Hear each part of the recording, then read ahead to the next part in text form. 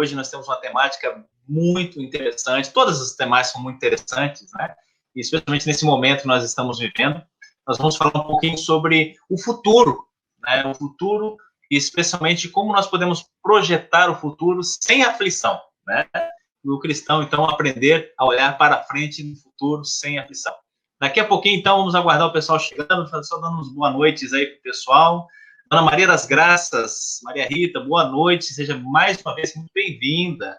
A dona Marli Criser também, Delmar e Gabrielzinho, né? Obrigado também pela sua presença mais uma vez. A dona Leisa, o Dilzonta, boa noite a todos, seja bem-vindo, dona Leisa. Não sei por que a senhora está hoje aí, né? Mas muito nos alegra a sua presença. Depois eu vou explicar por que também a dona Leisa está aqui conosco hoje. Um abração para vocês, viu? A Sheila da Luz Schrader também, boa noite, seja muito bem-vindo. Já vamos começar o nosso estudo. A Iraci está chegando aí também. A dona Elisete, boa noite a todos vocês e todas as famílias que estão aí representadas, né? Às vezes entra uma pessoa, né, mas nós temos aí 3, 4, 5, 10 pessoas dentro de casa, né? Então, nossa audiência, às vezes, ela é até maior do que a gente prevê aí, né?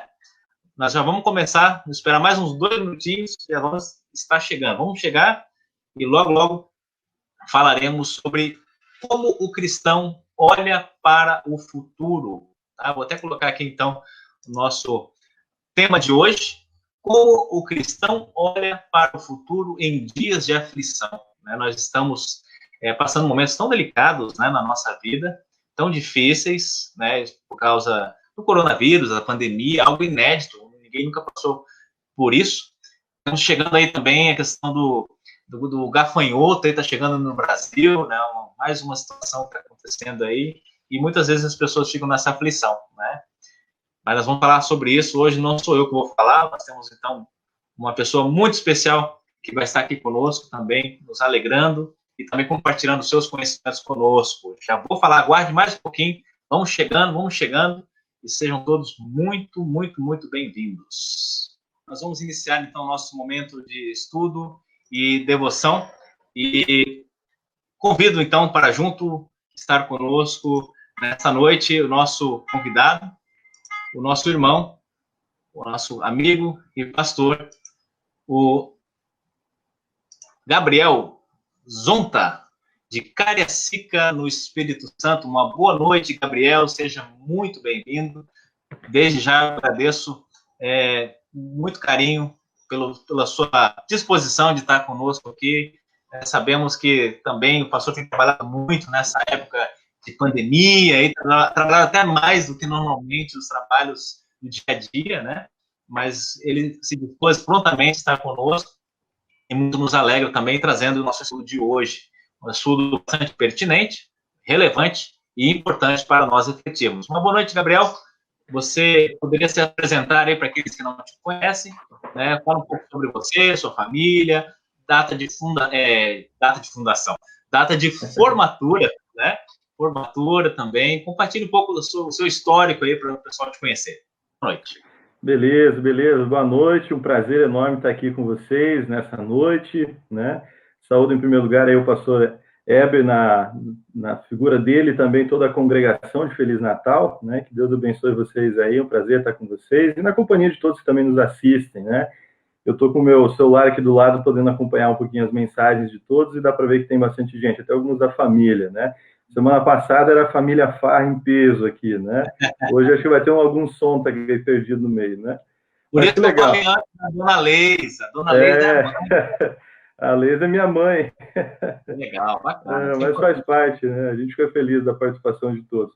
Bem, deixa eu me apresentar um pouco. Eu sou o pastor Gabriel Zonta, que sou da congregação Esperança de Cariacica, né? Trabalho aí também em conjunto com o pai do pastor Heber, que é o pastor Martinho, né? Querido colega aí que a gente trabalha junto aqui no trabalho da Esperança na sede, né? Temos uma congregação grande, mas também uma paróquia grande, né? Com vários pastores, nós somos ao todo em 6 pastores, pastor Marlen Bauer, o Wallace Ulig, pastor Roberto Schultz, e o pastor Danilo, eu e o pastor Martinho, né? O pastor Danilo aí, que é primo também é FAR, né? Os FAR dominam por aqui, né? Mas é um trabalho muito bacana, muito, muito bom, e eu estou aqui desde a minha formatura. Eu me formei no final de 2017, iniciei meu trabalho aqui em Cariacica em 2018, né? Então já estou aí entrando no 3º ano de ministério, né? Tem sido uma trajetória bem cheia de aprendizado até aqui, né? Nunca achei que dentro do aprendizado iria ter uma pandemia pela frente, né? Esse ano a gente mudou os nossos calendários, nossos projetos todos, né? Inclusive aprender a editar vídeo, fazer coisas que a gente não tinha costume de fazer, né? E tem sido, assim, uma experiência muito boa, né? Eu brinco que eu tenho 5 professores aqui, então eu aprendo bastante com esses meus colegas aí, que a gente se encontrava, né, presencialmente. É muita experiência acumulada, eu só fico aqui colhendo aí os exemplos, as histórias e tudo mais. Tem sido uma experiência muito bacana. Eu sou filho de pastor, né? Assim como o pastor Heber, a gente fica numa vida de cigano, então eu nem sei direito onde é que eu nasci, né? Mas eu sou aí eu nasci em São Paulo, no último ano de seminário do meu pai. Aí. Oi? Bacana. Aí, ó.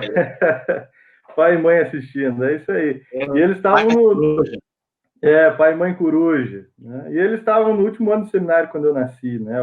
Eles casaram no último ano, eu já nasci também, já com o pé na estrada para Maceió, depois o Espírito Santo, e muitos anos no Paraná, que foi a maior parte da nossa vida e crescendo também, né? Então, estamos aí, estamos começando a vida de ministério ainda, em clima de início, né? Mas tem sido muito bom. Sou casado, a minha esposa é Poliana Schultz, ela também é filha de pastor, filho do pastor Sérgio Schultz, e eu acho que ele também deve estar acompanhando aí. Espírito Santo, né? Isso, ele está aqui no município de Itarana, na localidade de Alto Barra Encoberta, no interior, né? E a Poliana, minha esposa, está no 2º período de fotografia na Universidade de Vila Velha, tá realizando um sonho aí também, estudando fotografia. Ela que filma os nossos cultos aqui, então tem um apoio profissional aí. Tá certo, isso é muito bom. Essa assessoria aí é fundamental, né? Além de esposa, sim. Aí, dicas aí bacanas. Legal. Muito bom.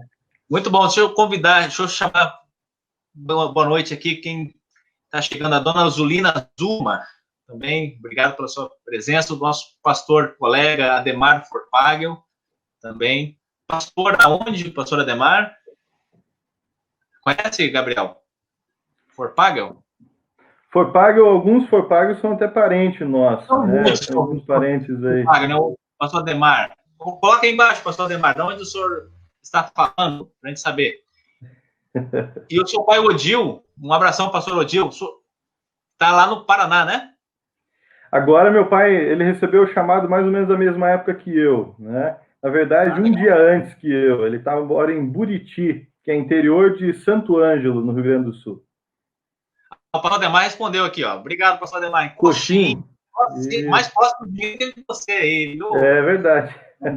Obrigado, pastor Ademar, pela sua presença e toda a família. Deus te abençoe também. Um abração, viu? Bom, vamos lá, né? O Jason também, Jason Favoreto está chegando aí também. Um grande abraço para você, meu irmão. Nós vamos, então, começar, vamos passar a bola aí, então, para você. Aflição. Esse é o nosso tema aí, aliás, faz parte do nosso tema. Como o cristão olha para o futuro em dias de aflição, né? Dias de aflição que nós estamos vivendo hoje, né? Uns mais, outros menos, uns mais tranquilos, outros não tanto. Mas, com certeza, por causa da pandemia, todo mundo está sofrendo, não, pastor? E como é que a gente pode falar de futuro com a aflição, né? O que vai acontecer? Isso nos deixa ansiosos, nos deixa preocupados e, às vezes, mais aflitos ainda, quando a gente pensa no futuro, né? E o que você tem a dizer sobre isso? O que é estar em aflição, pastor? Para começar, para a gente introduzir o assunto aí. Vamos lá. Vamos falar. Beleza. Eu acho que a primeira coisa, quando a gente fala, né, o tema é um tema misto, né, eu diria, ele não fala só de futuro, mas ele fala de futuro de uma perspectiva específica, né, em dias de aflição. E quando a gente fala de dias de aflição, nós estamos vivendo aí um período, né, eu acho que a aflição faz isso com a gente, né, independente de qual aflição que nos aconteça, seja a pandemia, seja uma enfermidade, uma necessidade financeira, a aflição que nos acontece, ela nos puxa para o presente muitas vezes, né? De um primeiro momento, a gente às vezes só vê o presente, né? O presente aflitivo, o presente difícil, né?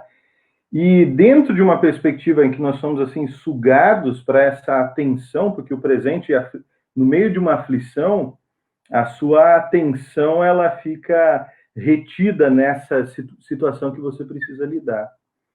E diante disso, às vezes, olhando dentro dessa perspectiva de aflição, as primeiras coisas que você vai pensar quando fala em futuro é talvez um tom de ansiedade, né? O que será que vai acontecer devido a essa aflição que eu estou vivendo, né? Aonde essa aflição vai me levar, né? Talvez a gente poderia dizer que no meio da aflição é quando a gente menos tem, talvez, a capacidade ou a habilidade ou até mesmo a forma de pensar num futuro melhor. Eu acho que num primeiro momento nós todos estamos assim, né? Para alguns mais, outros menos, com certeza. Mas eu acho que o que mostra a nossa realidade atual de pandemia, ela nos mostra que nós estamos aflitos com o futuro, né? A aflição presente faz dar uma sensação para muitas pessoas de que tudo está perdido, né? E isso é bastante difícil, né? Isso é bastante difícil a gente lidar, né? Porque, de fato, essa ansiedade, além da aflição presente, ela é uma ansiedade que se coloca para o futuro, né? E eu não sei como é que está aí em Feliz Natal, né? Mas aqui no Espírito Santo, a gente, como trabalho de igreja mesmo, né? A gente errou todas as nossas previsões de abertura da igreja até agora, né? Erramos todas, né? A gente achou que seria até a Páscoa, depois achou que seria até o Dia das Mães, depois achou que seria até o mês de junho, já estamos em julho, semana que vem, ainda não tem uma previsão clara, né? Então, acho que essa situação toda dificulta. E às vezes, quando a gente fala de futuro, né, a gente fica preocupado, e aí por isso a ansiedade, por isso esse tema é muito relevante, né? Porque quando a gente fala de futuro, a gente mal entende o nosso presente, porque é tudo muito dinâmico, né? Abre, fecha, né? Pode culto, não pode culto, abre comércio, não vai abrir comércio, instabilidade política também, né? Então todo mundo taca pau no presidente, nos governadores, e aquela uma situação que nos deixa muitas vezes perdidos, né? Aflitos, né? E aí, como é que a gente vai pensar no futuro se o nosso presente muitas vezes está bastante turbulento, né? Esse é um desafio muitas vezes, né? Complicado a sensação. Aqui é assim também, aqui foi, fizemos um lockdown fora da época, não tem nenhum caso aqui, nem na região, não tinha nada, né? Fechou tudo, né? Fora de mão, erraram aí, né? Mas eu sei que também não foi culpa dos governantes, é tudo muito novo, né? É difícil, né? A gente ter realmente um parâmetro, porque nós não vivemos isso, nessa realidade. Exatamente, né? A gente tem uma experiência recente de uma grande crise econômica, né? Mas era uma crise econômica que, ao mesmo tempo, ela não estava vinculada a um problema, vamos dizer assim, como é um problema sanitário, né? Sim. Porque o Brasil está acostumado, né? Sempre tivemos, né? Eu acho que sempre existe esse problema econômico, né? E o problema da saúde, ele leva para um outro extremo, né? Porque não é simplesmente você ter o produto, já não é mais você ter uma boa loja, não é mais isso. Você tem uma realidade toda, né? Em que se você abrir sua loja, você também não vai ter os clientes que você já teve. Então, é uma situação que realmente nos deixa bastante preocupados, né? E a questão é como nós, como cristãos, agora, diante de uma perspectiva assim tão aflitiva, né? Como é que a gente se coloca diante disso, né?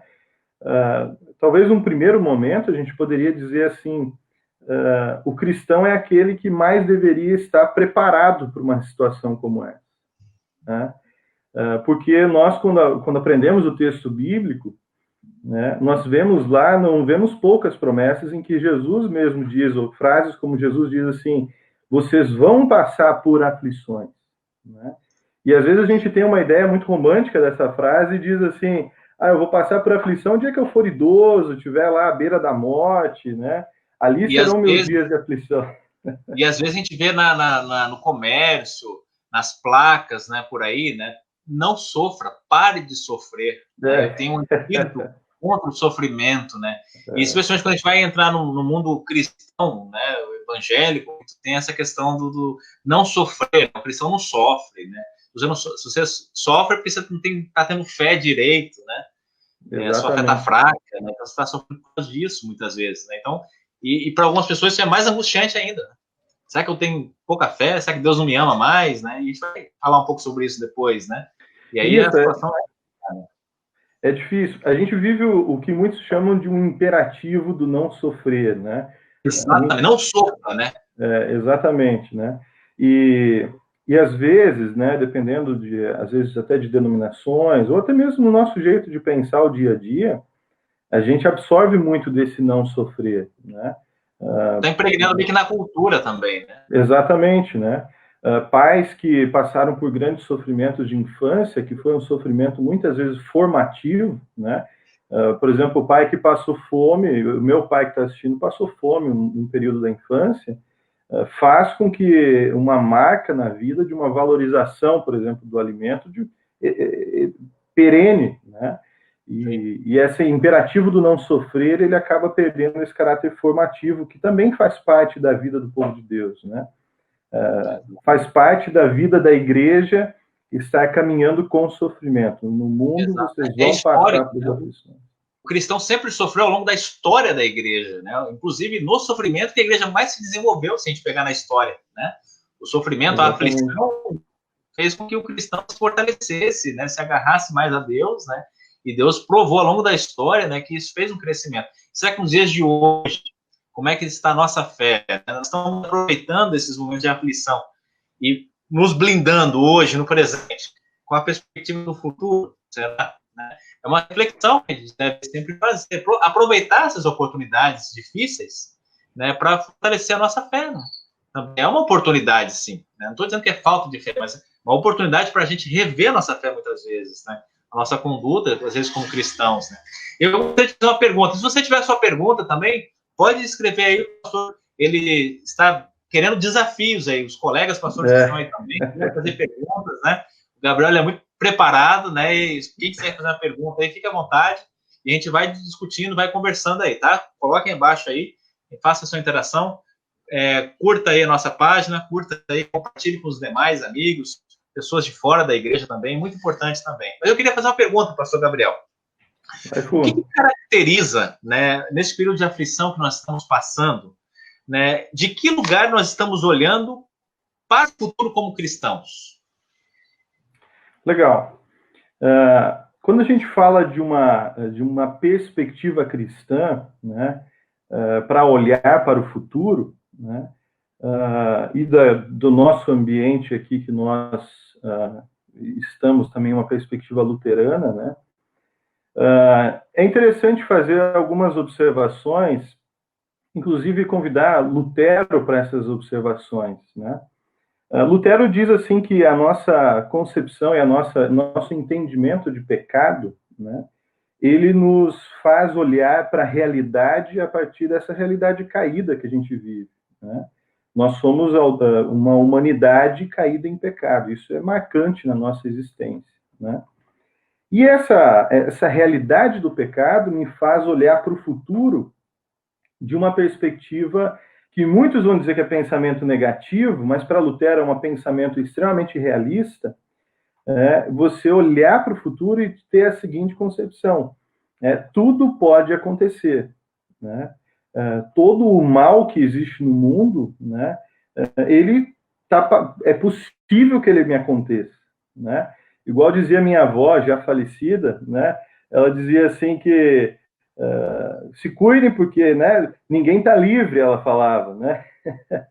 Um jeito mais antigo que se falava, ela já não era tão agarrada a esse lado tão positivista, né, que a gente tem hoje. Ou seja, quando a gente olha de uma perspectiva do pecado, né, a gente olha para o futuro e, de fato, a gente precisa ter a concepção de que todo o mal que existe no mundo, né, muito desse mal pode me acontecer de fato. Né? Aproveitando esse gancho aí do mal, né? Quando a gente fala de futuro, a gente também está sujeito a coisas boas ou coisas ruins, né? Como é que a gente pode, então, olhar então, para o futuro cheio de possibilidades, né? Boas ou ruins, do ponto de vista luterano? Você falou aí de Martim Lutero, citou Martim Lutero, né? Como é que a gente pode, então, projetar esse futuro? Porque o futuro é incerto, né? Como é que a gente pode aproveitar isso aí e projetar, do ponto de vista, o que Lutero tem a dizer, o que do ponto de vista da teologia luterana tem a dizer sobre a questão desse futuro incerto para nós? Então, Lutero tem até um texto, né? Um texto que eu gosto muito, 14 Consolações, em que ele vai falar do bem e o mal à nossa frente, né? E para Lutero, ele começa a refinar esse pensamento sobre o pecado, né? De tal maneira que ele vai dizer assim, são tantas coisas que podem me acontecer e que, de fato, acontecem bem menos do que poderia, né? Lutero até faz uma lista de doenças, né? Lutero é interessante a retórica dele. Ele separa ali um número que ele tinha, em torno de 900 doenças, né? E ele vai dizer, olha, de todas essas doenças, é provável que você tenha uma ou outra durante a sua vida, né? Então ele começa a refinar essa perspectiva de pecado e dizer assim, de fato, tanto mal pode me acontecer e tão pouco mal de fato me acontece, né? Ao ponto que os males que me acontecem são infinitamente menores do que eles poderiam acontecer, né? E nisso Lutero vai ver uma perspectiva de que Deus, ele na verdade cuida de mim, né? Ao ponto que eu devo agradecer a Deus que o mal que me acontece é menos do que poderia ser, né? Então Lutero vê esse cuidado de Deus na nossa vida em dizer assim, o pouco mal que me acontece, ele é tão manuseado, eu acho interessante essa linguagem, talvez a gente poderia usar. Deus, ao pegar e separar e manusear o mal que me acontece, esse mal se torna bem, né? Não que a gente precisa ter uma visão talvez exagerada disso, né? Mas uma visão talvez de entender assim, né? Aquilo que Deus permite que me aconteça, né? Ele, numa sabedoria muito maior do que a minha, né? Ele sabe como conduzir esse mal para que ele também possa dizer, como a gente pode dizer com o apóstolo Paulo, todas as coisas cooperam para o bem daqueles que amam a Deus, né? E esse todas as coisas inclui também as dificuldades que, porventura, às vezes nos acontecem, né? E nesse tema aí, né, a nossa queridíssima Cristiane Lembauer, esposa do pastor Mário Lembauer, um abração para vocês. Ela faz um comentário bem interessante também, né? Olha, para alguns, o sofrimento é castigo. Para outros, aprendizado. Depende de cada um. Alguns perdoam, outros não. Uns têm esperança, outros não. Incrível isso. E realmente, obrigado pelo seu comentário, dona Cristiane. Muito bom mesmo. Um abração para vocês, viu? E é bem isso mesmo, né? Então, para alguns, serve como uma grande lição, um aprendizado. E Lutero, né, diz, né, sobre essa questão. Até o sofrimento é graças a Deus, como você bem comentou, né? É misericórdia de Deus. A aflição, a dor, tem um quê pedagógico aí, né? Eu sempre gosto, quando falo desse assunto, né? Mostrar um exemplo que talvez hoje em dia está se tornando bastante comum, que é os professores lidando com crianças dessa geração do não sofrer, né? Crianças que muitas vezes têm muita dificuldade de aceitar a autoridade, aceitar a vontade dos outros, né? São crianças às vezes mimadas, o não nunca acontece porque o não é visto como um sofrimento, né? Então a gente tem assim uma geração que sai desse período do não sofrer, em que tudo é trauma, tudo é difícil, né? E aí várias áreas, da pedagogia, da área da psicologia, a gente vai ter essa realidade. Isso que a Cristiane levantou, obrigado, Cristiane, né? É bastante interessante, né? O sofrimento, ele é multifacetado, né? O que ele também é, e aí Lutero fala, essa é a essência do sofrimento que nos acontece, ele sempre tem uma perspectiva para o nosso bem. é um pouco difícil para a gente absorver isso em meio ao sofrimento. Eu sempre digo assim que quando você quer falar sobre o sofrimento que nos acontece, né, ou que pode nos acontecer, talvez essas lições você vai descobrir logo, talvez essas lições você vai descobrir depois que o sofrimento passa, quando você lembra o que você passou e você tenta aprender com aquilo que você viveu, ou você vai até o túmulo sem entender por que aconteceu, né? A gente não é onisciente, né? Como Deus tem resposta para tudo, né? Exatamente. E eu diria até numa perspectiva assim, né? Não precisa procurar resposta para tudo, né? O confiar em Deus é também confiar naquilo que Deus sabe e eu não sei, né? Às vezes as pessoas têm também esse lado muito positivo, né? Ao extremo, né? Em que você, às vezes, também nem vive o sofrimento porque você já quer logo colher aprendizado, né? Às vezes, no luto, você precisa realmente chorar, você precisa passar por um momento difícil, mas que ele todo faz parte da caminhada da vida. Acho que esse é o grande ponto. E a questão do futuro aí, né? O futuro incerto muitas vezes nos deixa inseguros, e muitas vezes as pessoas têm medo também da morte, né? E agora, né? O que vai acontecer comigo? Porque a morte também é uma coisa que a gente não sabe o que vai acontecer depois, né? Ninguém voltou depois que morreu e contou pra gente, vai ser assim, vai ser maneiro, né? Ou vai ser assado, né? A gente não tem essa perspectiva. E essa incerteza nos deixa muitas vezes aflitos, né? Outros têm medo também de como vão morrer, a forma que vão morrer. Então, o futuro, essa morte, ela vem embalada numa aparência feia, obscura, porque é o desconhecido também, né? Mas para nós cristãos é uma entrada para uma nova vida, né? O que você acha? Exatamente.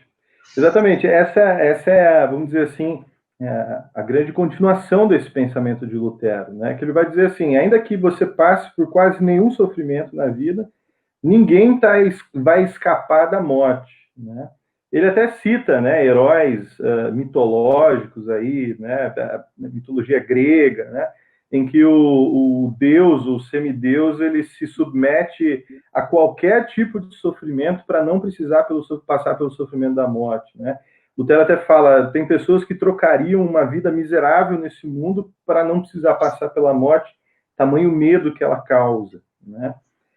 Então, quando a gente olha para o futuro, né, e é aí que outro autor que eu gosto muito, que é C.S. Lewis, ele nos ajuda a pensar também, ele diz assim, e talvez a gente poderia pensar assim, né, a pandemia em si não muda o fato de que um dia eu vou ter que lidar com a morte, né?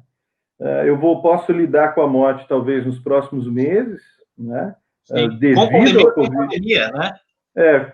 Como qualquer outra coisa, ou até como Exato. o Luiz fala, ou eu morro agora na guerra, ele estava num período de guerra, ou eu morro agora na guerra, ou eu morro daqui 40 anos de um câncer, né? Exatamente. Então assim, eu vou ter que lidar com a história e a questão da morte em algum momento. Disso ninguém está livre. Mas o cristão, diz Lutero, né? Isso, fica difícil de lidar com isso. E nisso que Lutero vai dizer, olha, para os cristãos, né, ele fala, o não cristão, ele, por não crer, ele não tem acesso a essa bênção, né? Mas aquele que crê em Cristo, ele tem uma promessa graciosa, que a pessoa vai olhar além da morte. Você vai ver na morte, na realidade, uma escrava de Deus, e aí o cristão tem um grande consolo.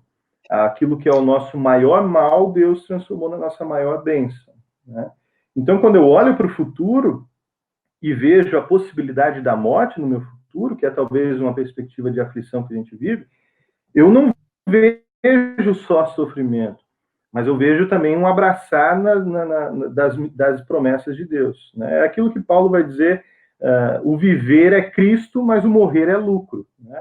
Quem é que pode dizer que morrer é lucro, né?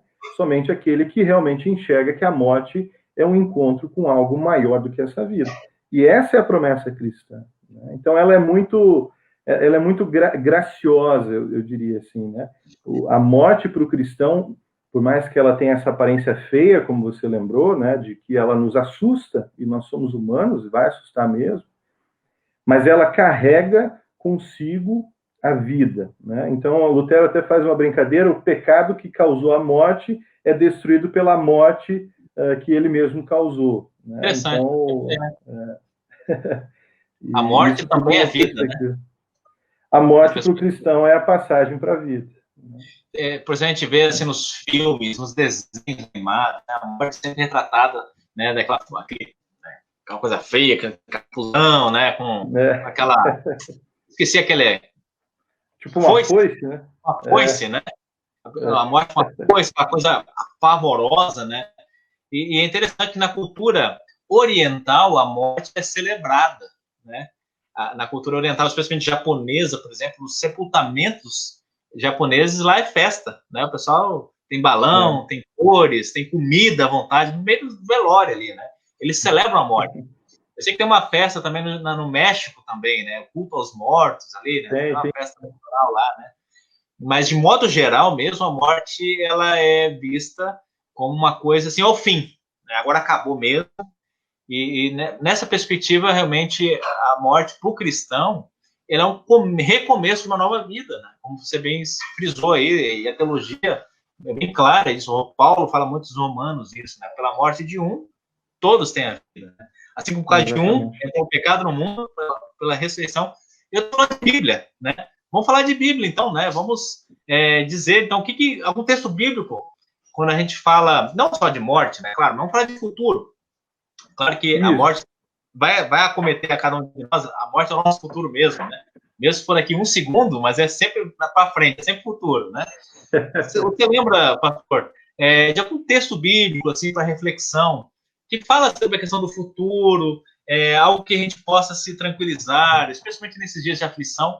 Vamos para a Bíblia agora. Falamos um pouquinho do pensamento de Lutero, né? O que é a Bíblia? Você lembra um texto de cabeça, alguma coisa, um versículo, alguma coisa que você gostaria de comentar sobre a questão do futuro? Então, o que nós podemos nos consolar na palavra de Deus? Isso, eu acho que a gente vai conversando, a gente já lembra de muito texto, né? Até já foi citado alguns, né? O texto bíblico, Lutero também diz isso, né? E para a gente entrar nesse próximo passo, Lutero diz assim que por a morte ser a parte mais difícil que nós precisamos passar, a Bíblia também é recheada de passagens que nos preparam para a morte, nos preparam e nos consolam, né? Mas eu acho que a gente pode fazer uma pequena distinção de futuro, né? É bem necessário talvez entender que o nosso futuro ele é um só, né? Ou seja, eu não estou falando de dois futuros diferentes, né? Mas eu acho que a gente pode olhar para um futuro com os pés no chão, vamos dizer assim, um futuro no qual eu tenho ainda uma vida ativa, né? E um futuro depois, um futuro pós-morte. Eu acho que essa distinção é legal. A gente pode ver primeiro de uma perspectiva, beleza, né? Eu estou em dias de aflição, eu estou vivendo as questões, como é que eu vivo o meu futuro? O futuro que eu vivo no dia a dia. Como é que é esse futuro? Como é que eu vou viver o mês de agosto? Como é que eu vou viver o mês de novembro desse ano? Né? Como é que eu olho para essa perspectiva? Né? Lutero nos trouxe a perspectiva da realidade da morte como algo que a gente constantemente introduz na nossa forma de pensar, na nossa forma de ter uma expectativa de vida, mas ao mesmo tempo, e essa expectativa de vida sempre bem preparada, porque nós não sabemos quando e como vai acontecer as coisas, ao mesmo tempo nós temos uma perspectiva em que nós temos um campo de ação, né? E esse campo de ação, eu acho que eu gosto muito de um texto, poderia citar outros, né? Eu escolhi Josué 1, né? Que Josué, é o fim do Pentateuco ali, é o fim dos 5 primeiros livros da Bíblia. E agora Moisés, que era grande liderança, morreu, faleceu, e agora Josué é aquele que vai entrar na Terra Prometida com o povo de Israel. Ou seja, Josué tem um futuro desafiador diante dele, né? E o texto de Josué, o texto bíblico de Josué, ele vai começar com palavras muito encorajadoras para o futuro. E aqui vocês vão perceber que Deus não fala para Josué somente numa perspectiva de fim da vida, mas uma perspectiva do que ele vai encontrar agora, na próxima semana, no próximo mês, no próximo ano, né? E ele diz assim, o texto é Josué 1, 6 a 9, né? Vai dizer assim, Josué 1, 6 a 9, seja forte e corajoso, porque você fará este povo herdar a terra que, sob juramento, prometi dar aos pais deles.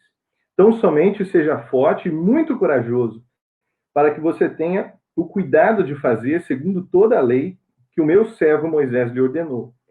Não se desvie dela, nem para a direita, nem para a esquerda, para que seja bem-sucedido por onde quer que você andar. Não cesse de falar deste livro da lei. Pelo contrário, medite nele dia e noite, para que você tenha o cuidado de fazer segundo tudo o que nele está escrito. Então você prosperará e será bem-sucedido. Não foi isso que eu lhe ordenei? Seja forte e corajoso, não tenha medo, nem fique assustado, porque o Senhor, seu Deus, estará com você por onde quer que você andar.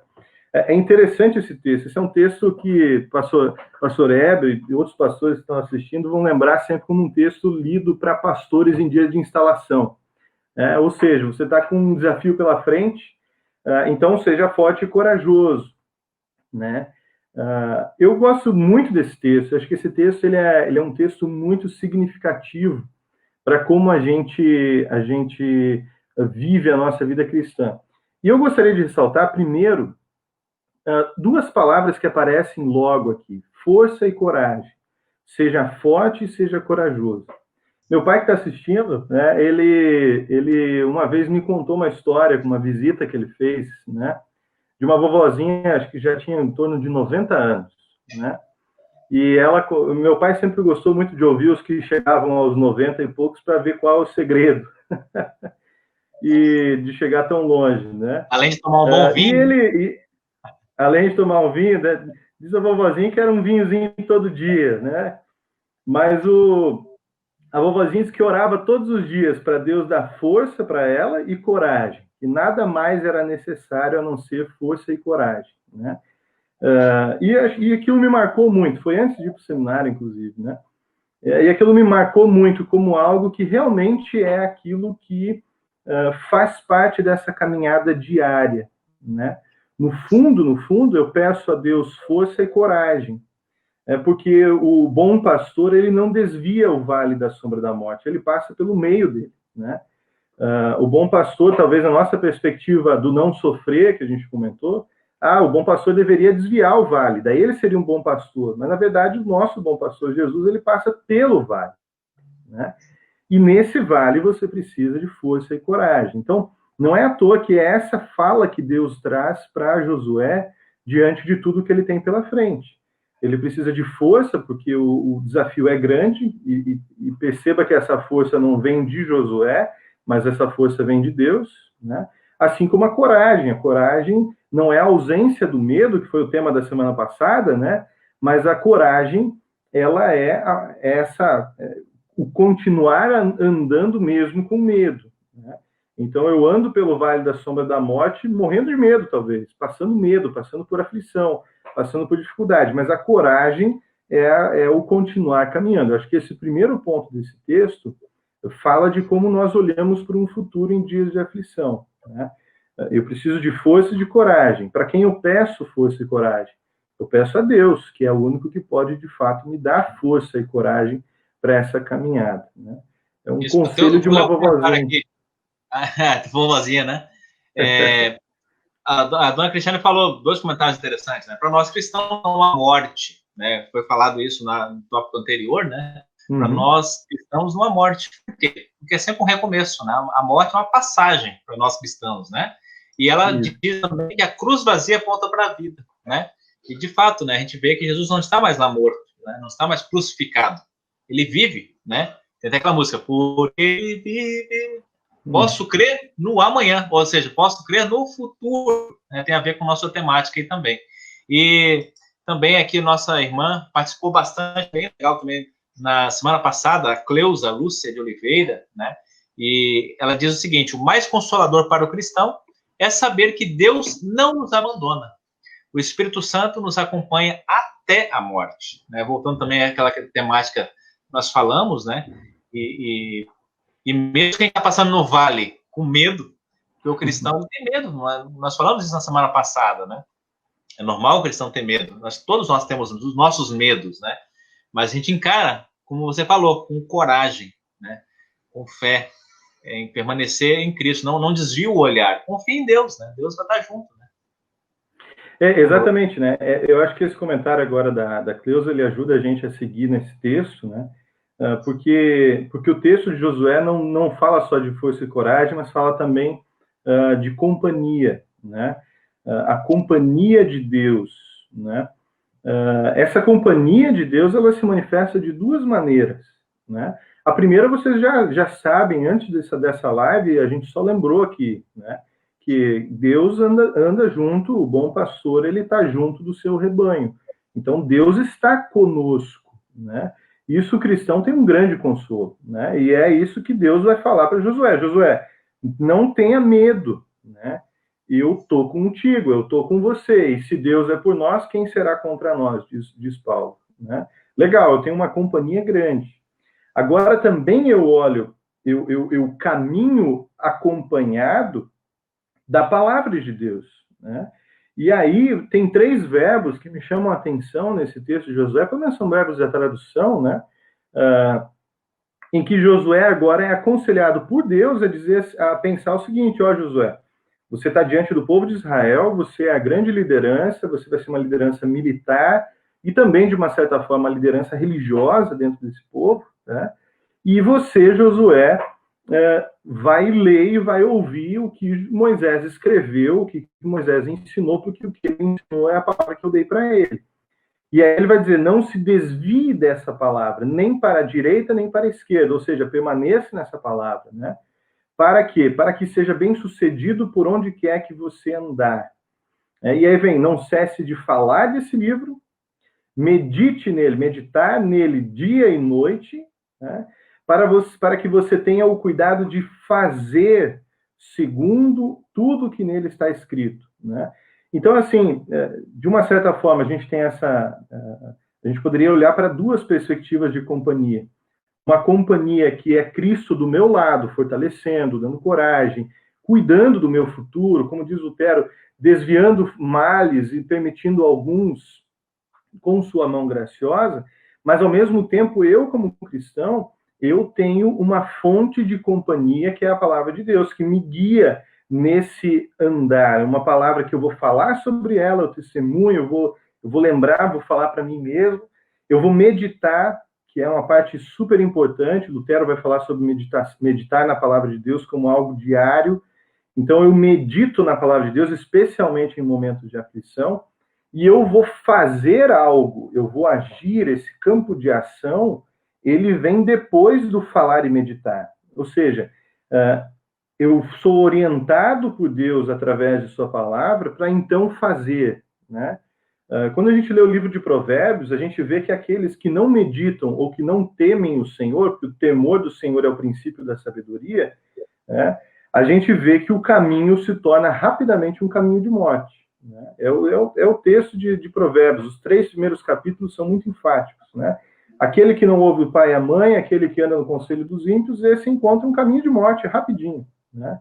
Agora, aquele que encontra a sabedoria dos pais, que nesse contexto de Provérbios também inclui uma sabedoria divina, né, dos mandamentos, aquilo que Deus nos deu como orientação, né, essa caminhada, ela nunca é uma caminhada desassistida ou impensada, né? Uma coisa é eu dizer: deixa a vida me levar, porque Deus realmente cuida do meu futuro, né? Agora, deixa a vida me levar não significa que não haverá momentos que você precisará tomar decisões, ações, atitudes, né? E isso significa ouvir, meditar e fazer as coisas de acordo com aquilo que foi ensinado. É claro que sempre é bom lembrar, que é uma preocupação de pastor, né? Para que a gente não cause um peso na consciência, né? De achar que tudo está perdido. De novo, esse ouvir da palavra de Deus, ele é acompanhado de perdão, né? Então, é claro que Josué não se tornou um homem perfeito, né? Mas Josué, ele é lembrado a acompanhar sempre e voltar sempre e ouvir o chamado de arrependimento toda vez que ele também falha, né? Isso também é meditar na palavra de Deus, né? Também é permanecer fiel. Permanecer fiel inclui também pedir perdão, porque a gente sabe que permanecer fiel não é fácil para o cristão. A gente cai porque a gente é infiel por causa do pecado, né? Exatamente. Né? E esse é o conceito de sucesso aqui, né?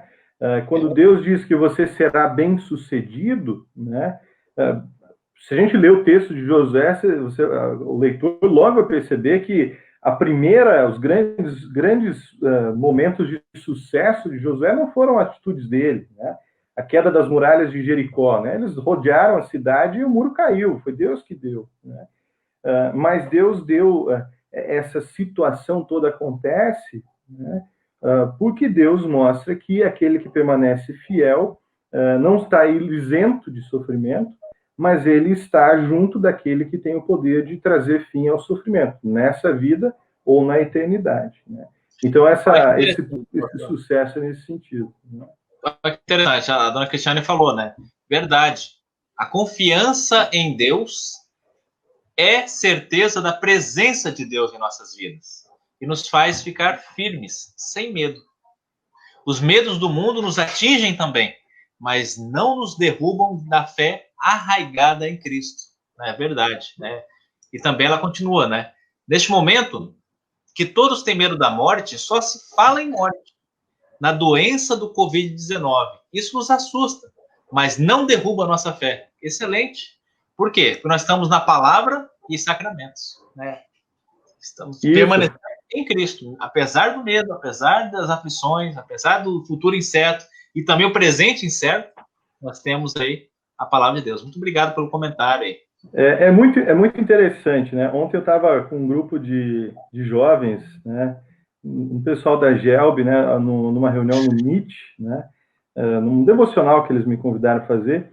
E assim, o bate-papo foi muito bom. Eu acho que ele entra justamente nesse assunto, sabe? Aquele texto de 2 Coríntios 4, né? Nós estamos abalados, nós estamos perplexos, mas nós não estamos destruídos, né? Paulo diz que nós estamos sentindo o impacto, mas o impacto não nos destrói, né? Eu acho que esse é o ambiente que nós estamos vivendo agora. Uma igreja, eu falei isso também esses dias quando a gente teve o nosso conselho distrital, né?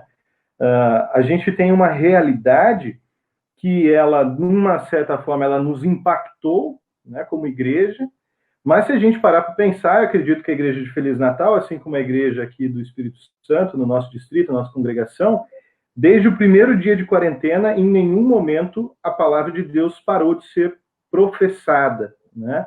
E a gente tem que se reinventar nesse período, né? Mudou formas, mudou jeitos, mas a palavra continua. A gente estava falando no começo, né?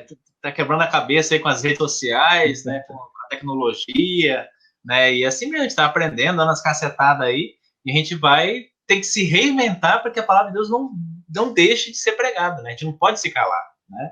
Exatamente, e é uma palavra que continua, né? E é por isso que a história de Josué ela é muito bonita, né? Porque diante de um desafio que Josué não conhece, Deus conhece, né? Nós não sabíamos da pandemia, mas a Deus nada foge. Deus sabia que a pandemia viria, né? E olhando dentro daquela perspectiva dos desafios que Deus permite que a igreja viva, né? Até hoje nenhum desafio foi grande o suficiente para destruir a igreja, né? A gente tem uma promessa de Deus quanto a isso, que é a promessa de que, se as portas do inferno não prevalecerão sobre a minha igreja, né? E é nessa confiança que a gente segue. Vai mudar muita coisa ainda, né? A gente estava falando sobre isso antes. A gente ainda não sabe o futuro, mas o que a gente sabe do futuro é que a pregação do evangelho vai continuar, né? A igreja vai sofrer dificuldades dos mais diversos tipos, né? Mas aquilo pelo qual a igreja é chamada para fazer, ela continua fazendo, né? Que é pregar o evangelho, né? E esse consolo da companhia de Deus, né?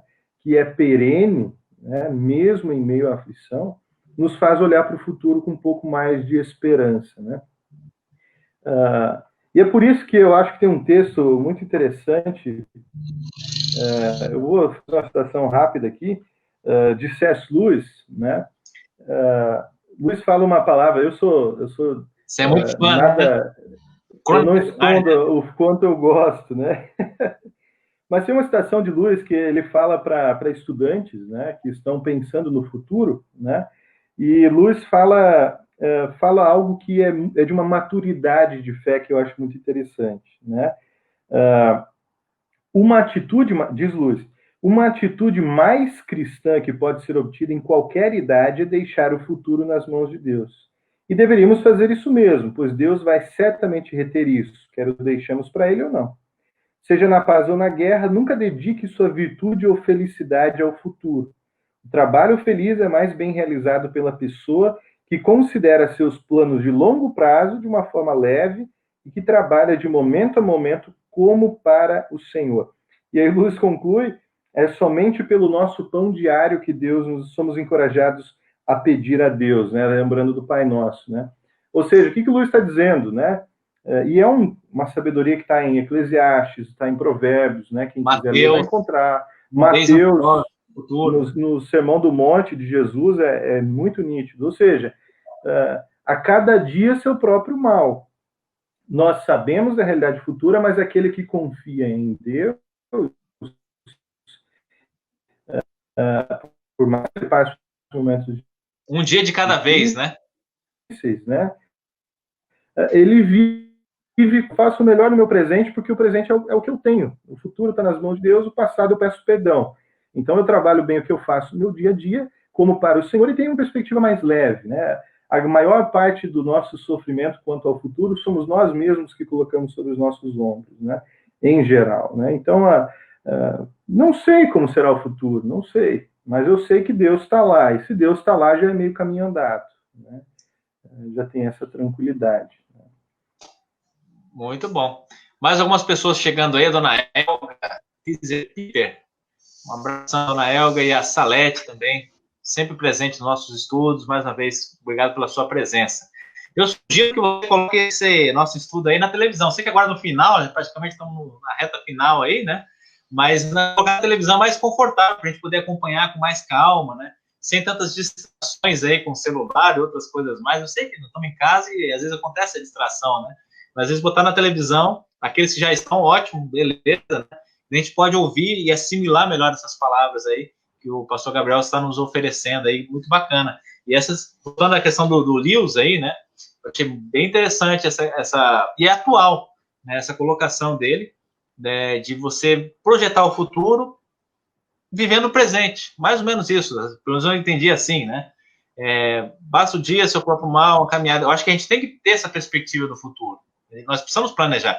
E o brasileiro, de modo geral, nós temos dificuldade em pensar no futuro, né? A gente meio que vende o almoço para ter a janta, daí vende a janta para ter o café, e é assim, né?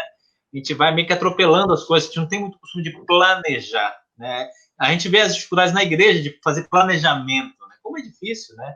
A gente planejar daqui 4 anos, 5 anos, 10 anos, é difícil. Na nossa vida já é assim, na igreja é assim, nas empresas às vezes é complicado também, não é muito da nossa cultura pensar no futuro, né? Mas então vamos pensar agora, vamos com calminha, planejando a médio prazo, depois vamos a longo prazo, para não ter tanta aflição, para não ter tanta angústia, né? Para não ter tanta ansiedade, assim. É um conselho bem prático aí. Né? Eu confesso que eu também sou um cara muito ansioso, né? Mas aí eu começo a lembrar de alguns textos bíblicos aí para calma, cara, calma, né? Fica tranquilo, relaxa. Eu não transpareço o meu nervosismo, mas às vezes está dentro, às vezes me dá enxaqueca, né? Então, e talvez você também deve estar aí na sua casa com as suas dores, suas angústias também, né? Por causa do futuro, da expectativa, do que aguarda, né? Isso é humano, né? Aí fazer uma meditação, dar uma relaxada, dar uma respirada, né? E vamos viver o agora, né? Agora, já nessa perspectiva, pensando lá no futuro. Maravilhoso, a Cristiane coloca aqui, tem mais um comentário aqui. A Gessiane, o Álvaro lá, diz o seguinte: podemos considerar a frase de que o futuro a Deus pertence?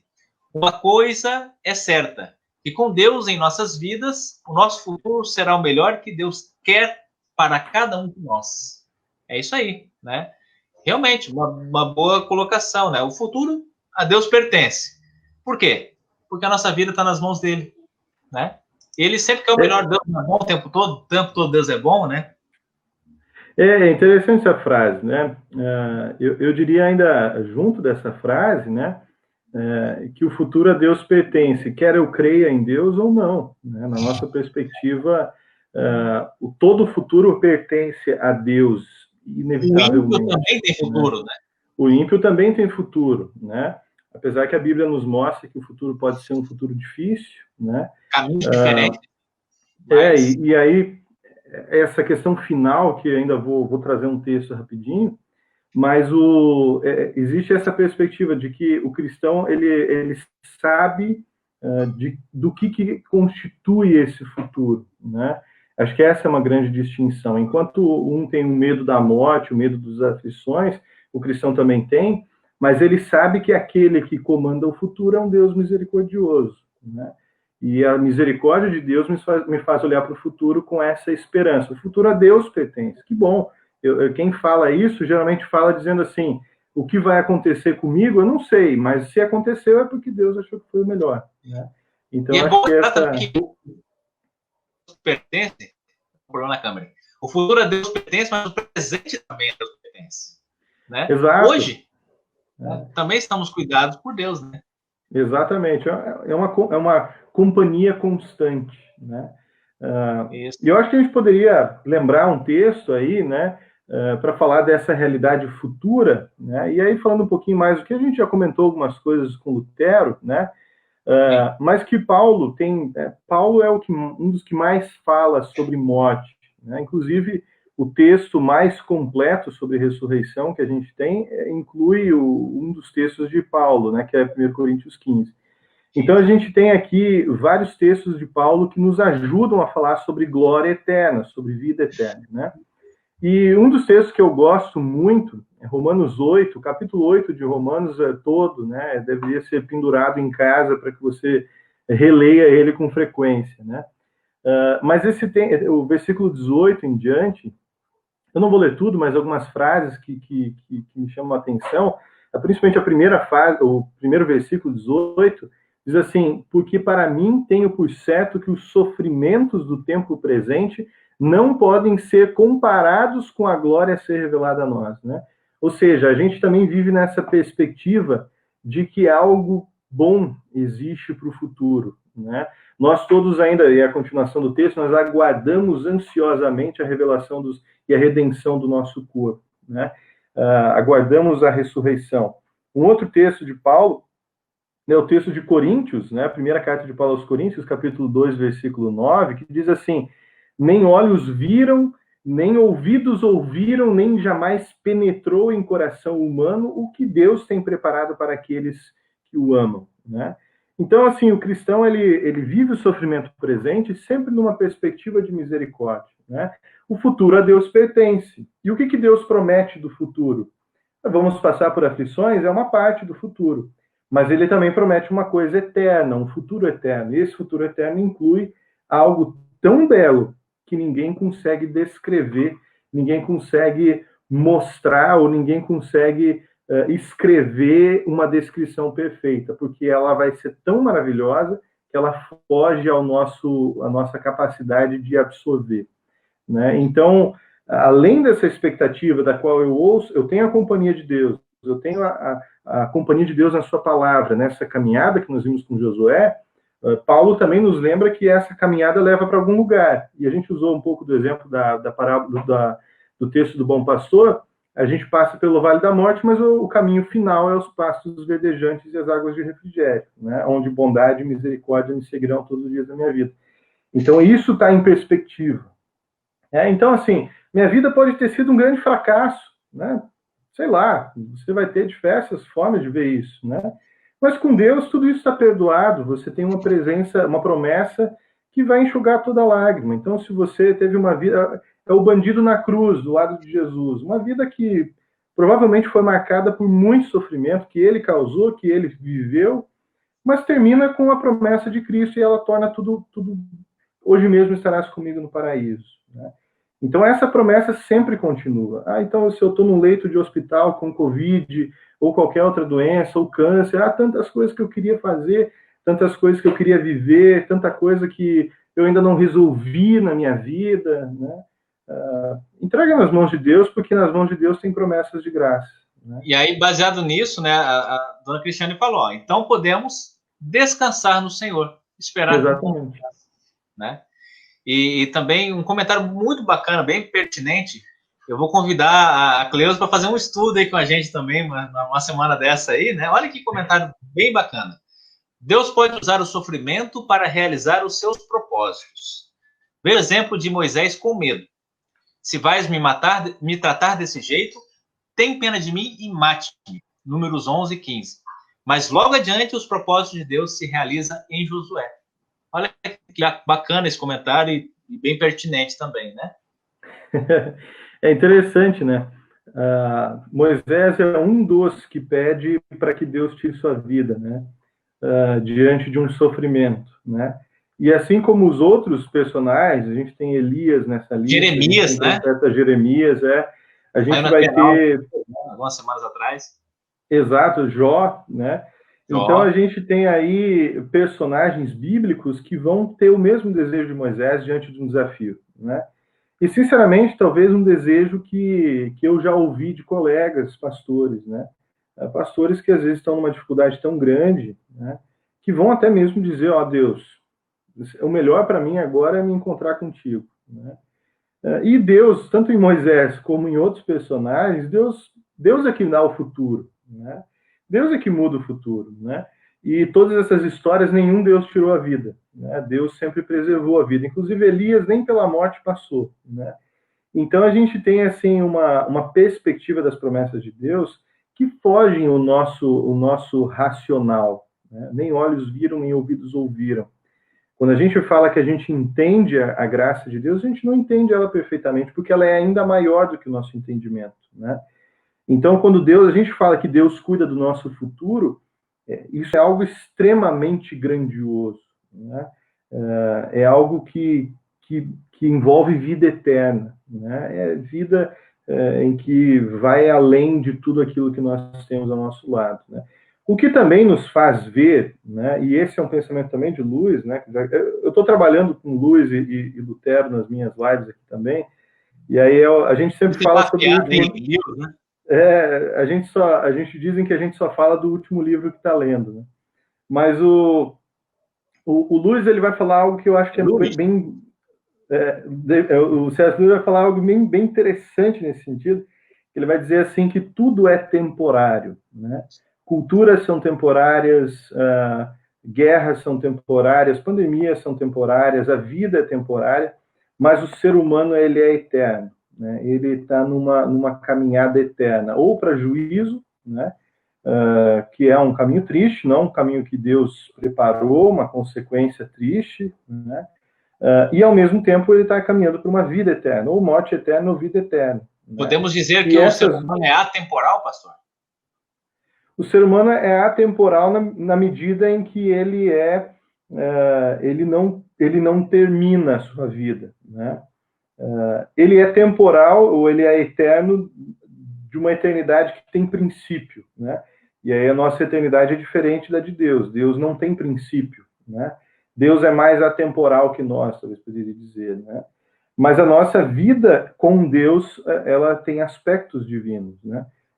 A nossa vida redimida por Cristo, a partir da nossa vida já nesse mundo, no batismo, na fé, na Santa Ceia, já nos encaminha para uma realidade eterna, né?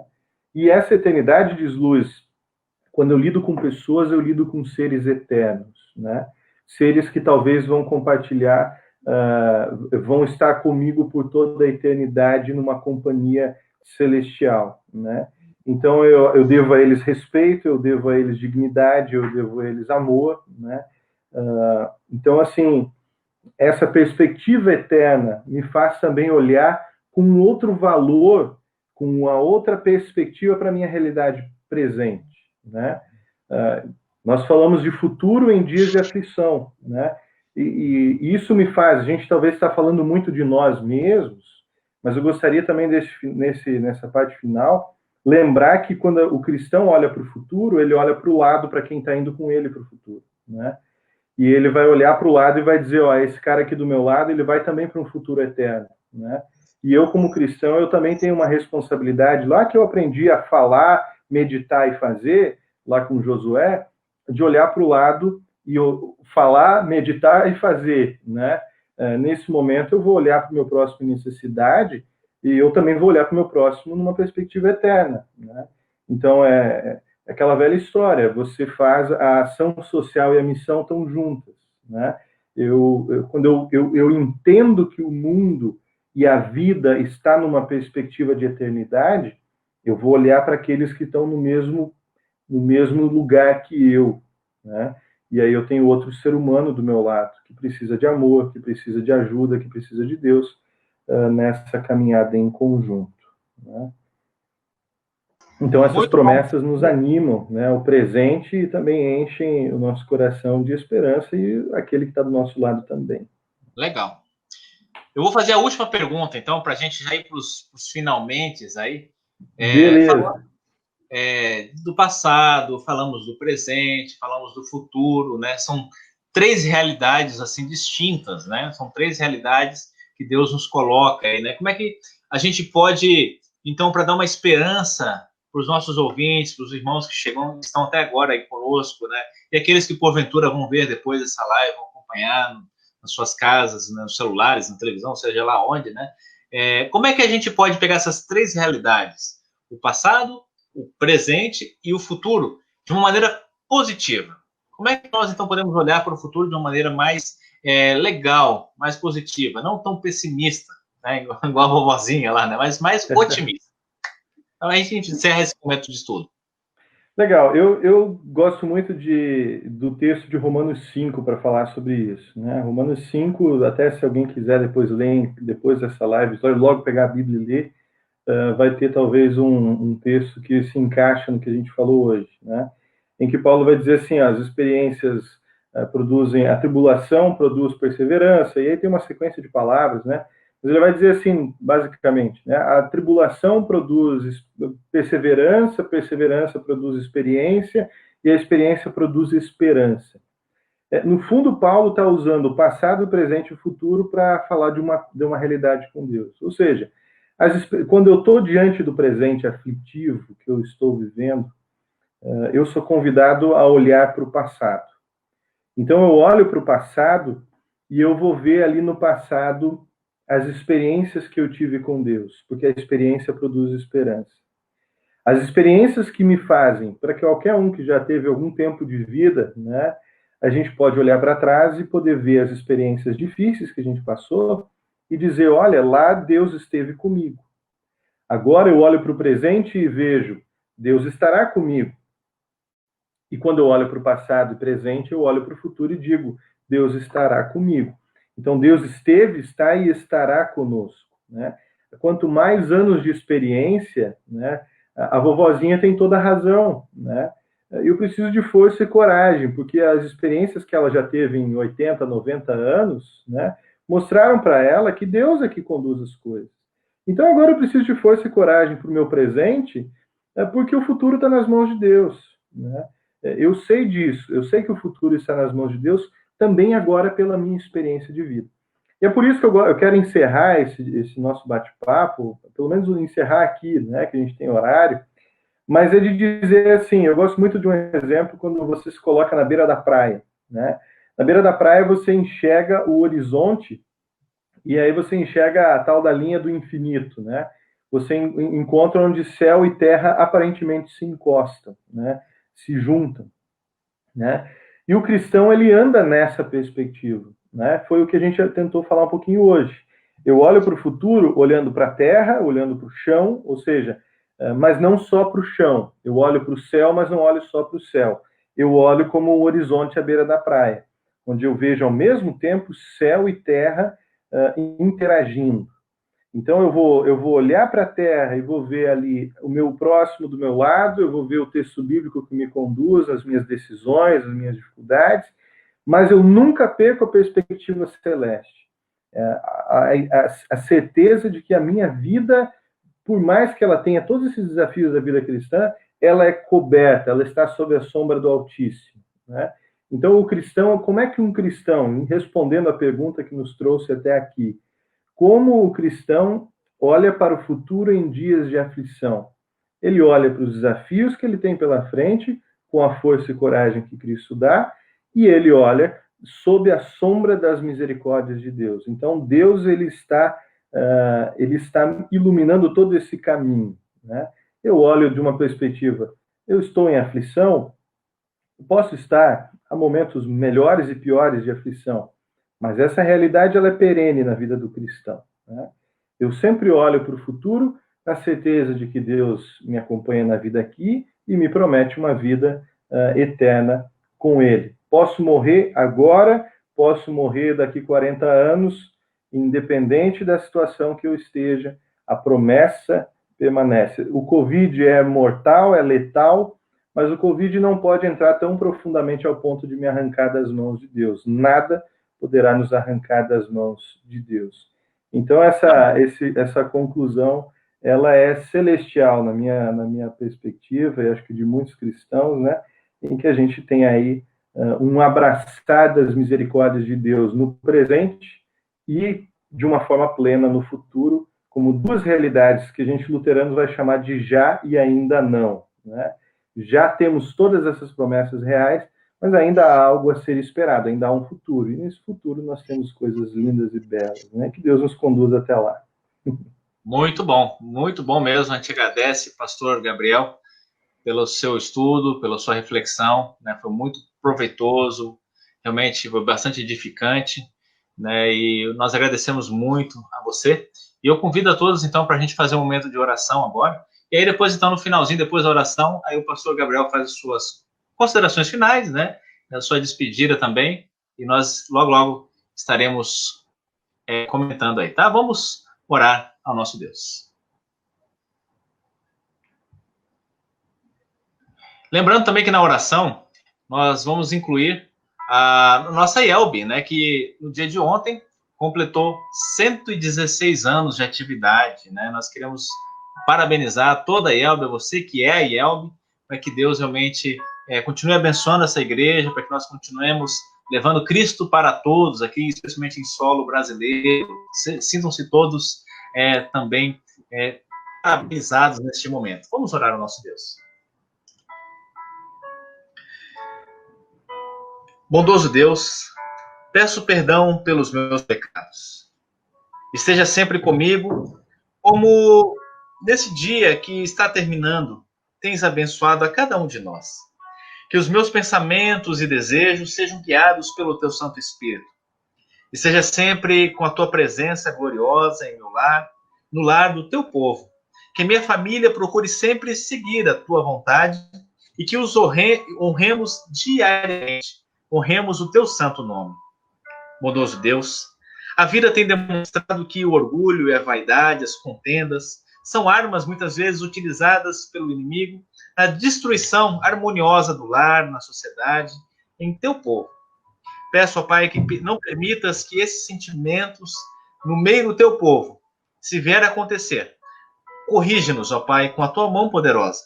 Dá-nos dons maravilhosos para o nosso viver, em mansidão, paciência, em saber ouvir, consolar, amar e tantas outras situações. Bondoso Deus, o mundo todo geme, neste momento está aflito, está preocupado, ansioso, suplicando, ó Pai, pela tua misericórdia. Que possamos, ó Pai, ao ouvir esse estudo, sairmos daqui edificados e consolados, planejando o nosso futuro, vivendo o nosso presente nas mãos de Deus, como diz a tua palavra. Pois tem demonstrado que o teu nome e as tuas promessas estão acima de tudo. Quando te chamei, tu me respondeste, e com teu poder aumentaste as minhas forças. Te louvamos, ó Pai, pelos 116 anos da nossa igreja, a Igreja Evangélica Luterana do Brasil. Te louvamos, ó Pai, por até aqui nos terem acompanhado com a tua graça, nos dando força para superar os desafios, as dificuldades, e envia, ó Pai, cada vez mais servos e servas, para que caminhem fortes e firmes, inabaláveis, pregando o teu nome, pregando o teu evangelho com coragem e intrepidez por terras brasileiras. Mande, ó Pai, mais mensageiros na tua seara, no teu reino, para que possamos lá no futuro nos encontrarmos na vida eterna. Também, Senhor Deus, queremos orar pelos familiares da dona Verônica Schumann, que faleceu no dia de ontem, aos 86 anos. Ela que era a madrinha de batismo da Helenice Beatriz, lá de Entre Rios. Colocamos, Pai, a família em tuas mãos, consolados na certeza da ressurreição em Cristo. E também, Senhor Deus, oramos e estendemos a tua misericórdia, pedimos a tua misericórdia daqueles que estão sendo vítimas do coronavírus, que estão em casa sendo recuperados ou tiveram algum familiar também vítima por causa dessa doença. Seja, Senhor Deus, cuidando, consolando e dando fé, para que a esperança também em seus corações habilite-os para viver uma vida na perspectiva com Deus lá no céu. E seja, Senhor Deus, derramando ricas bênçãos para o pastor Gabriel e a sua família, o seu trabalho ministerial aí na Paróquia Esperança de Campo Grande e Cariacica. Também, Senhor Deus, oramos por todos os pastores, famílias pastorais, todos os irmãos que estão nos ouvindo também nessa noite. Esteja, Senhor Deus, abençoando a cada lar, a cada família. Graças ao Senhor, Senhor Deus, somente pelo teu amor, que dura para sempre, é que nós oramos. E em teu nome confiamos. Amém. Muito bem. Nós temos aqui também a presença de mais alguns irmãos aqui. O nosso irmão pastor e pais, né? A dona Leisa e o diz: parabéns, pastores e irmãos na fé, em falar ao mundo através desta mídia o que é ser cristão. E assim enfrentando as aflições e todas as realidades dessa vida que nos levam, por graça em Cristo, à vida eterna.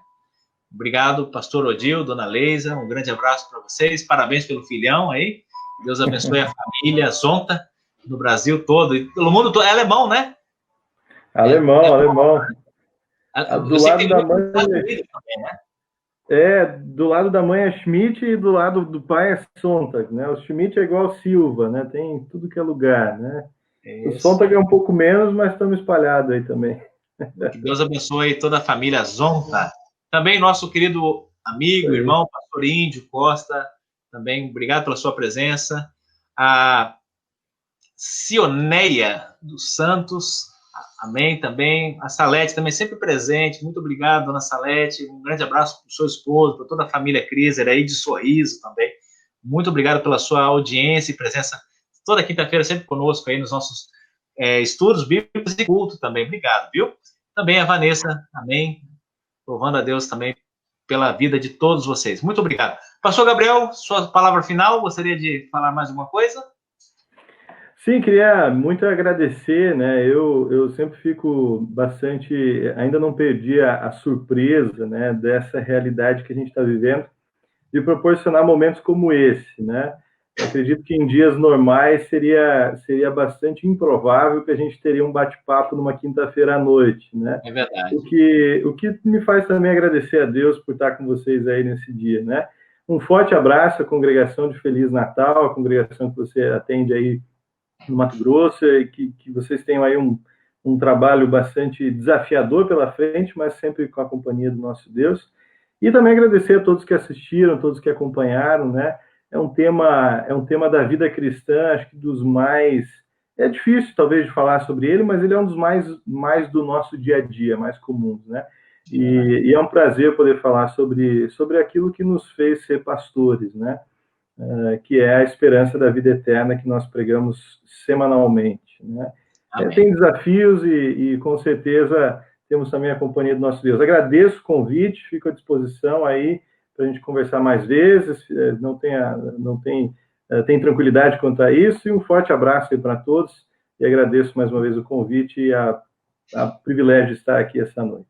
Eu que agradeço, pastor Gabriel, obrigadão pela sua disposição, meio na correria aí, em estar nos ajudando também nesse momento. Obrigado pelas suas palavras, pelo seu estudo. Um grande abraço para a Poli também, que Deus abençoe a estadia de vocês aí em Cariacica, no Espírito Santo, protegendo de males e perigos, abençoando o seu ministério, né, abençoe sua família, né, e realmente muito obrigado aos pastores também da Esperança, o pastor Wallace está aí também, Deus abençoe a todos, amém, irmão, Deus abençoe a sua família também, e todos vocês, uma boa noite também para Cleusa, obrigado mais uma vez pela contribuição, uma boa noite para vocês, Deus abençoe também a dona Marli, Cris, obrigado, e olha só que interessante, o meu irmão aí, o Neivo, Parabéns, 2 anos de instalação do pastor Heber Faro. Olha aí, que bacana, né? Eu não estava nem lembrando, viu, Ney? Se você não lembra, eu para data sou péssimo, né? Então, muito obrigado pela sua lembrança aí. Um grande abraço aí para você, Neivo, a Belinha e para a Ju também. E a todos que acompanham nesse momento. Uma boa noite a todos vocês. Ok, que Deus abençoe a todos. Fiquem na paz de Deus. Na semana que vem, na próxima quinta-feira, 19h30, horário de Cuiabá, e 20h30, horário de Brasília, nós vamos ter a presença do pastor aqui de Sinop, meu vizinho, é o pastor mais próximo aqui, o pastor Laércio Knack. Ele vai nos dirigir a palavra na próxima quinta-feira, tá bom? Então, aguarde aí na semana que vem, a sua presença também vai muito nos honrar também mais um estudo bíblico.